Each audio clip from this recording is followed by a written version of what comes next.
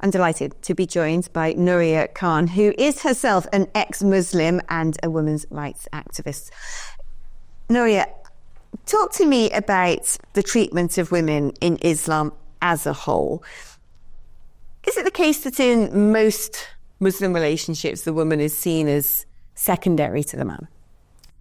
Holistically, absolutely, yes. So, I mean, if you look at the main tenets of Islam, there's a very rigid set of rules for the definition of marriage and, in fact, the definition of what a male and a woman should kind of adhere to within that marriage. And then it goes further and comes straight from the Quran, where it gives an element of superiority and authority to the male. And the reasoning behind that is that he should be the provider and the breadwinner. But as a result, women get kind of, as you said perfectly, like they are second-class citizens within their own marriage, but also within a wider Islamic society itself. And then there's, you know, if you delve further into that, the concept of marriage becomes problematic in the sense that things that we consider legal here and criminal activities such as marital rape doesn't exist within the Islamic literature itself. Divorce is not something that women can seek independently if they were to abide by the traditional Islamic narrative. So countries have allowed for women to appeal to courts now to get a divorce, but that is called a khulla, and that is something that has come into the fold quite recently. It's not something that Islam itself allows. So you've got this unilateral power that's given to men. So again, you can see the power dynamic is completely off from the get-go. You're an ex-Muslim. Talk to me about your experiences as a Muslim and what led you to leaving the religion.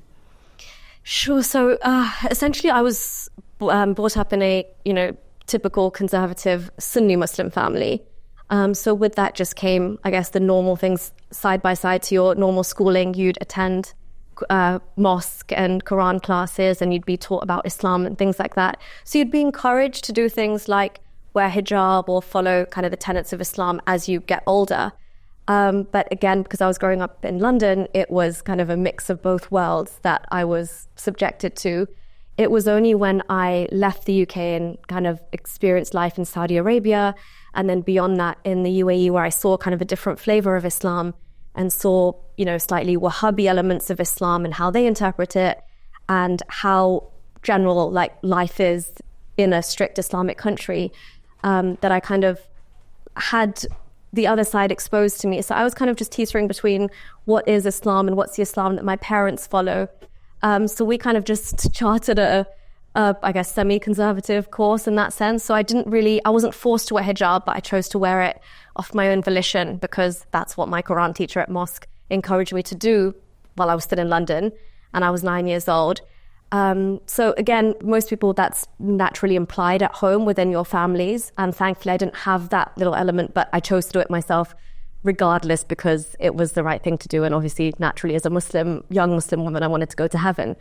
So yeah, it was kind of just seeing a mixture of Islamic experiences and then having a run-in with Sharia law myself as a grown Muslim woman, kind of dealing with a divorce and trying to get myself out of a certain situation. The full force of Sharia kind of fell down on me, and that's what it took for me to look into actually what Islamic law prescribes for women and what that means pragmatically.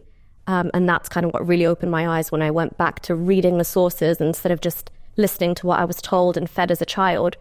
I had kind of studied elements of Islamic law, so I looked into it with a lot more of an open mind, and I had a safe space to do that because growing up in the Middle East, everything was kind of policed. Couldn't even Google actual Islamic sources or valid criticisms of them because the web was obviously, you're not allowed to do that in Saudi Arabia or Dubai, and if you do, you could get into a lot more trouble because everything is really heavily monitored. Hello, please excuse this brief interruption, but I'd be really grateful if you could please hit the subscribe button and subscribe to our channel. Our mission is vitally important, and we must grow this channel to ensure that our content reaches the biggest possible audience. The best way to do this is for you to subscribe. It's totally free. And in addition to subscribing, if you're able to donate or join our membership scheme, please click on the link in the description or visit our website, newcultureforum.org.uk. We've got great plans ahead. but we can't do it without your support. From only £4 per month, you'll receive a range of perks and benefits, including exclusive content. Thank you. Talk to me then about what parts of the Quran say about women. Oh, that's so. I mean, basic things, for example, like inheritance. Women would get less inheritance than men. Testimonies in court. A woman's testimony is half of a man's, and you need to bring extra female witnesses just in case one of them forgets. And then you've also got a man's kind of role on how to discipline his wife within a marriage, and that alludes itself to domestic violence, which is actually within the Quran itself, Surah 434, which is a surah of the verse of women, and it tells you exactly how to discipline your wife, and that becomes incredibly problematic because the discipline that's ordained is just merely if you fear disobedience. It's just, a general paranoia that a husband could have, for instance. And then, like I said earlier, the unilateral right of divorce is only available to men. So actually women have no get-out clause if you go by the Quran itself. And then the background I come from, Sunni Islam, which is the major sect of Islam, the Sharia tenets are derived from the Quran itself, but also the Sunnah, so like the way of life of the Prophet. And he goes on further there to, call women impure, deficient in intelligence. The impurity relates to the fact that women menstruate, and so you're not allowed to pray or fast during menstruation. So they take something as simple as like a normal bodily function and they turn it into the most loathsome, kind of thing that women should be vilified for. And again, the deficiency in intellect comes down to the Prophet's ruling that a woman's testimony is half of a man's. So you've got all of these things combined with custody. Custody in Islam is once the child becomes 7, regardless of the best interest of the child, it just automatically goes to the man. So yeah, those are the kind of the main things, but we could delve deeper into any of those that you'd like. What I'd like to ask you is what the Quran says about non-Islamic women, especially because in the context of what we're talking about now, and we'll get on to that a bit later, but broadly speaking, whether or not having a huge influx of men from completely different cultures to our own is having an impact on women's safety or is seeing an increase in sexual harassment. So I'm interested to know what the Quran says about how a Muslim man treats a non-Muslim woman. Yeah, so directly again from the Quran, you've got the verse which addresses Muslim men. The whole Quran pretty much addresses Muslim men anyway, but the verse addresses Muslim men and it asks them to cover up their women.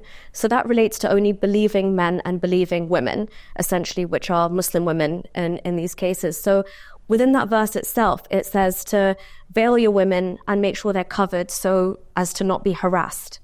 And essentially, that allows for all of this leeway where non-Muslim women who aren't covered or veiled in the same way are allowed or fair game to be kind of harassed or intimidated in the streets.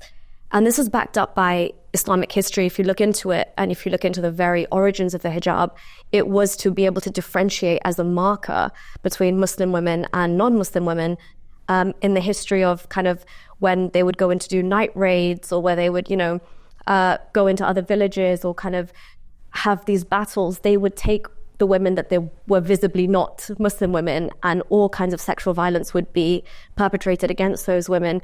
And you've got Islamic scholars, one of the most famous ones from the subcontinent, who's been banned in a lot of countries, but a lot of countries still welcome him, Dr. Zakir Naik. I think he's been banned on Peace TV and Islam TV here in the UK. But he openly says if a woman is not wearing the Muslim veil and she's it's okay to harass her, or she should not complain if she is molested or harassed. So it completely sets this delineator between Muslim women and non-Muslim women, and that's why you see elements of that appear in the grooming gang cover-ups as well, where disproportionately we see white working class girls being targeted and the things that they were being called during these horrific, acts of sexual violence, that the terms that they were being shouted at and screamed at, and the verses of the Quran that were being used to justify the violence against them all kind of stems back to this hijab concept and the concept of veiling and differentiating. Statistically, when you look at countries that gather this data and publicise this data, it would appear that there is a trend between inward migration, particularly from countries where the culture is predominantly Muslim, and a huge increase in sexual harassment, rape, so on and so forth, particularly when you look at the statistics on rape specifically. Do you think that that there's a potential that we could be seeing a similar phenomenon here in the United Kingdom? I would say absolutely, because I mean it's twofold in my opinion, because you've got, as you said, people coming from cultures where a lot of these things that I alluded to earlier, things like marital rape don't exist within the confines of Islam. Things like consent don't exist within the confines of Islam, let alone what the kind of understanding we have of it now. So you've got a huge problem in terms of, a massive culture clash and a massive clash of values altogether in terms of how they view women. But the issue is it goes back to indoctrination. So you've got, let's say, young men who have, absolutely no regard for a woman's body or autonomy or agency. And they think that, for example, a woman sitting with her legs open is asking for it, quote unquote. Or if you're wearing a miniskirt, you're asking for it, quote unquote. But then the other side as well is that you've got this propagation of Muslim women who, again, have been indoctrinated from such an early age to think that they need to be covered up, and anything less than that is also them inviting this to happen. And so they, again, as a believing Muslim woman, you're going to want to cover up and not take part in this moral sin. But what it does is it reinforces the belief that these men have, that they should only be seeing women who are covered up, and that's the only way that they can respect them. I mean, we know that even in Islamic countries, when women are covered from head to toe, there's still sexual abuse and sexual violence that goes on. I've seen it firsthand in Mecca itself, which is the house of God. But yeah, you've got this kind of Stockholm syndrome almost happening with Muslim women as well, which are reinforcing the beliefs of these Muslim men or men coming from Islamic cultures, for them to think that anything other than that is so foreign and in their mind debased as well. So yeah, I think that it's no surprise that when people with such starkly different, and I would say diametrically opposed views come into the country, you're going to see a rise in all kinds of sexual violence.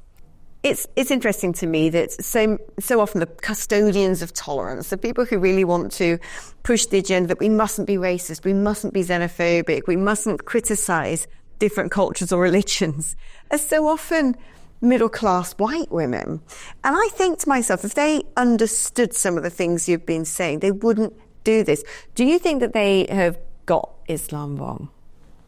They've definitely got Islam wrong, because if they knew the true Islam, just the way that you and I are talking about things that are extremely problematic within it, then they wouldn't be, so readily holding up placards and, calling for Islamophobia to be made into legislation of its own right and things like that. So once you peel back the layers of, from the outset, seeing the bigotry of low expectations, if you will, of, this is their culture or their values are different or this is just Eastern culture in itself, then you really, can see how women and girls from Muslim households, like I was born in one myself, I kind of understand there's a lot of coercion and, emotional manipulation behind the scenes, whether it's from your elders or from the teachers in the mosque or peer pressure from other Muslims or the community policing in itself.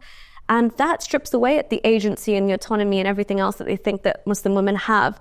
And I'm not saying that all Muslim women are, are victims of this. Some very much are probably wearing the hijab and the burqa off their own volition. But primarily that's few and far between, and those are women who have been raised in the West and they know they've got added protections to help them.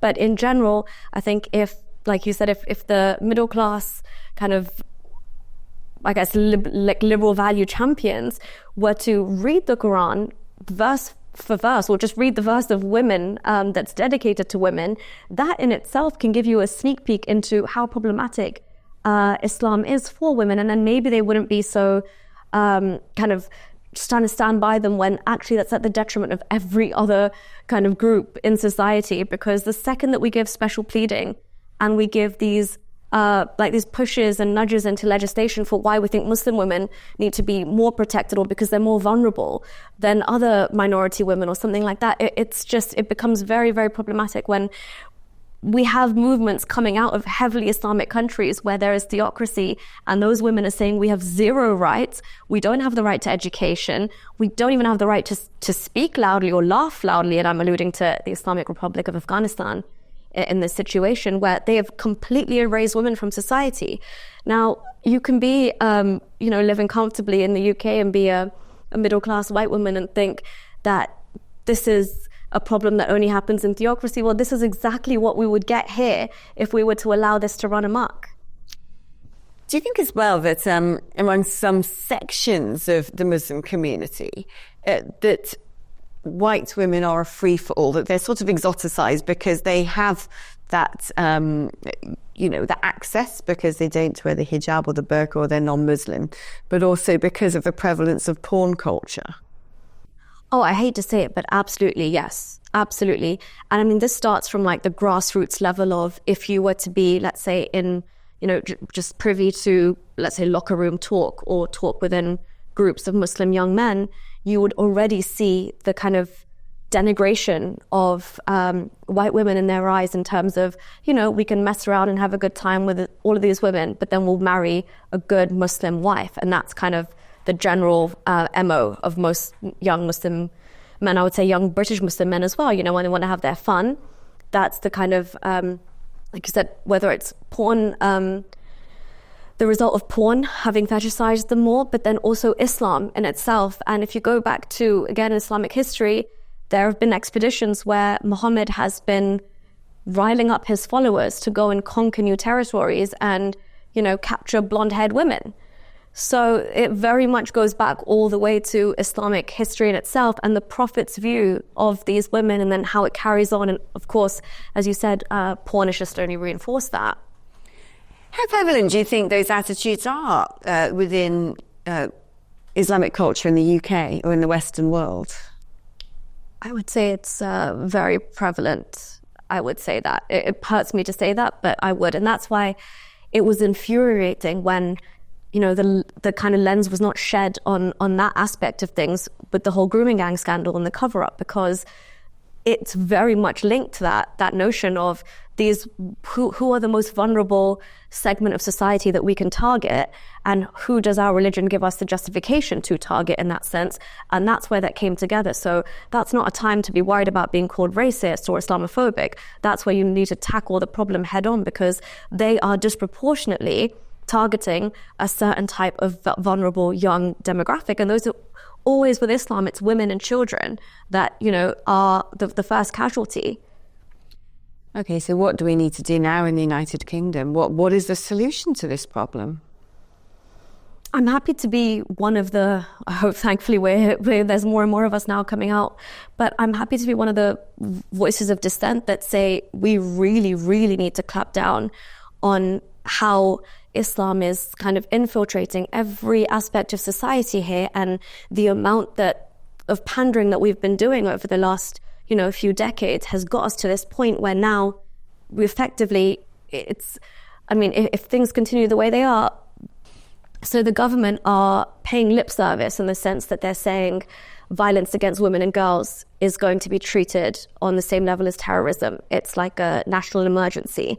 And I completely agree with that. But then if we've got all these organizations and grassroots charities and NGOs who refuse to accept that Islam is actually one of the leading causes of at least a prevailing mindset of why assimilation or integration or women and girls are not protected in the right way, then this is something that we actually have to tackle beyond lip service. So we need to look at what's being said in our mosques, what are the sermons that are being said in Arabic as well, and some of these wider central London mosques have sermons in Arabic. That's ridiculous. So like France and other countries have now kind of woken up to the fact that Italy as well, that everything needs to be in English. So everyone's aware of the kind of message they're putting out to, especially like second and third generation British immigrants, children of immigrants who we'd expect to have kind of become more British at this point. But instead we see a regression.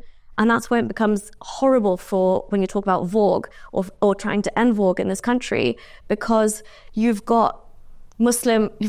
channeling out young Muslim men with that same mindset that they would have in Islamic countries. And then yet you're trying to protect women and girls from that same very thing. So yeah, I think there's a lot to do with really, really kind of pushing back against terms like Islamophobia, really getting serious about how we end violence against women and girls. If there's whichever religion it may come from, if there is a religious text that endorses domestic violence or says this is a God-ordained solution to marital problems, and we refuse to accept that when we're trying to deal with these cases. And I work in the sector, and I've seen that Muslim men actually quote the Quran verbatim as their right to, beat their wives black and blue. And again, all the way back from Muhammad's time, you can trace that this has been happening. So it's a famous hadith as well in Sunni Islam that Muhammad's youngest wife, Aisha, child bride, said that no women suffer more than the believing women because they are allowed to be disciplined in that way. So whether you're talking about non-Muslim women like we were earlier, you're completely at the behest of being one of these sexual victims because, again, the ideology allows that. But on the flip side, Muslim women as well have no get out and they are allowed to be beaten, and it's justified. Since you have left the religion and you seem to be extremely westernized, as a result, have you found that you've been subject to harassment? Have you been subject to inappropriate behaviour? For me, it was more the speaking out against Islam, but coming from the community itself, the behaviour is kind of doing anything in their power to silence you or to not speak the ills of, let's say, the community or the religion. So at the beginning, I got plenty of kind of the same way that, it's the same way that they would treat a non-Muslim woman, exactly like what you were saying.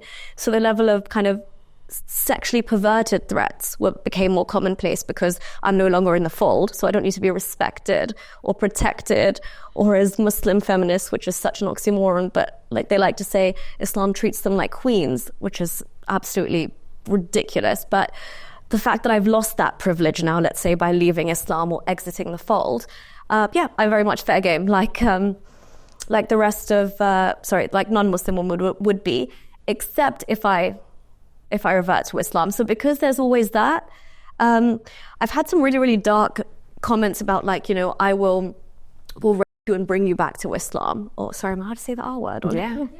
Oh, okay. Yeah. So in terms of that, we'll rape you or I'll marry you and you'll be my fourth wife and I'll bring you back. So it always has this condition of we'll perpetrate this violence against you and we'll kind of bring you back into the fold as a result, you're not going to get out of hand. But yeah, this is exactly the mindset that they perpetuate towards non-Muslim women. Yeah. For life in the United Kingdom as a woman, my experience has been that it's changed dramatically. Even when I'm living in West London, in the last 3.5 years, I feel it's changed dramatically, that when I walk down the street, I get harassed, I get leered at in a way that I didn't used to. And I just wanted to know whether that is something that you're also experiencing, that when you go about life, I don't particularly dress immodestly, but when you go about life, you're an extremely attractive woman. Are you finding that you are having unwanted attention, and is that coming from a certain subset of society? Oh, thank you, by the way. That was very sweet. So I come from a similar part of London to you, and I have literally seen the kind of metamorphosis of, simple things like going on a night out. How would you plan to even get from home to, let's say, the tube or whatever if you are? And like yourself, I don't really go out, dressing, showing loads of skin and stuff. Maybe that's my Islamic background that I haven't been able to shed fully. But I find it extremely uncomfortable, and I don't really put myself in those positions just because of experiences that I have had. I would say, though, again, and this is the weird thing about this, people who, let's say, are not aware of my activism just by my skin color and the way I look, Muslim men, obviously you get catcalled and you get leered at and things like that, but I feel like they wouldn't cross that line. So again, I've got it from men of all kinds of ethnicities and nationalities, which is the reason, in general, that I kind of, put my safety first and I choose different routes, or I'd just Uber it directly. But I feel like Muslim men push it to a level, but if they think you are one of them, quote unquote, they do kind of draw the line at maybe a comment here or there, and then they'll leave it at that, which again is this is what I'm saying, people don't talk about this enough, of how differently they view white women. Yeah, I also think, it's a favourite term of the left wing, isn't it? Lived experience. And I have started to wonder, the more I ask people about this and talk to people about this, whether my lived experience as a blonde-haired woman is different to other people's lived experience. Certainly, having just come back from Morocco, a country that I really love, it's like flies to flypaper, or moth to a flame. It's a sort of, it's almost an encouragement. If I walk down the street with long blonde hair, it seems to be, a sort of a siren call. Yeah, and I'm sorry to bring this back, but to touch on your point about porn earlier, it's also because a lot of these Muslim men have watched porn, and the majority of women that they've seen in porn are blonde-haired women. And so therefore, again, with no concept or no understanding of how you should, how we treat one another in normal society, they project that into real life. And they actually think that white women are looser, or white women have, looser morals, or they're asking for it by virtue of the way that they dress, or just because of their culture is not as rigid or one that is Islam. So just another major thing within Sharia law that, completely keeps women, I guess, hostage, or as I would say, a woman in Islam is like a perpetual child. You're never given your own agency or kind of your own freedom. So there is something, and Saudi Arabia and the Gulf Cooperation countries, they do this very well, but they have something called the guardianship system, or the wali system in Arabic. And essentially, why again this is so problematic with the creeping Sharia that we've got within the UK, or the councils that have been set up, is that once you start having that operate within the scope of Sharia, a woman is, for example, there was a woman from Jordan in the UK trying to seek an Islamic divorce, and because she had no male relatives, like close male relatives, she wasn't able to get a divorce and remarry until she flew to Jordan to get the permission of a 7-year-old cousin of hers, boy cousin, to say that I give permission for her to get married. And then she came back to the Sharia Council in the UK and presented it at the council in Birmingham. And I'm saying things like this, where a woman has to go to like literally somebody way down in your family tree who is completely not connected to you, nothing to do with your life. This is how derogatorily women are viewed in Islam, that some random 7-year-old boy could have more agency over your life, of such a big life decision as marriage and divorce, than you do yourself. And I think that's also something that's not really talked about enough with, the councils are enforcing this, or anybody who is letting women go through these processes in Islam will keep them kind of shackled in the sense that you will never have free reign or free autonomy, or you'll not even have any access to laws on an equal footing as an adult female. Our mission at the New Culture Forum is, and always has been, to defend and celebrate Britain's history, culture, and its people, and indeed Western civilization, at a time when both are under sustained attack. We have grown from small beginnings to become the country's most influential right-leaning cultural think tank. Our content is watched and read by some of Britain's most influential political figures. But now, we need your help.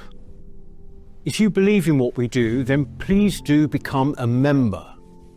For as little as £4 a month, you can make a vital contribution to what we do. As a member of the NCF family, you will help ensure that we can continue to produce quality content online, such as our 3 weekly programs, Whittle, which is our flagship interview show, Newspeak, our panel discussion show, and Deprogrammed, which is targeted at Britain's youth. As you probably know, in addition, we produce important documentaries, such as our critically acclaimed 6-part series, The West, a stunning celebration of the history and genius of Western civilization, and our ongoing documentary series, Heresies, with hard-hitting episodes tackling subjects such as immigration, gender ideology, and BBC bias. But the New Culture Forum is much more than a YouTube channel. We don't just complain about Britain as it is, we provide real solutions and clear policies on how we can push back against the madness and restore sanity to this nation. Our presenters are now highly sought after and have become familiar faces across the media. Our prestigious annual Smith Lecture and our regional and indeed national conferences have attracted world-class speakers. Perhaps most importantly, we are the only organisation on the right of politics that has launched a national movement without actually being a political party. And uniquely, through our NCF Locals programme, we've established some 30 active branches in towns and cities right across the nation, from Edinburgh to Exeter, and with many more on the way. We're very proud of what we've achieved, and our members have made it possible. In return, our members receive access to exclusive content, invitations to private events, free or discounted tickets to our conferences and lectures, free copies of our books, and much more. I very much hope that you'll join us too by clicking the link in the description or going to our website, newcultureforum.org.uk. Now is the time that we need your help. Thank you.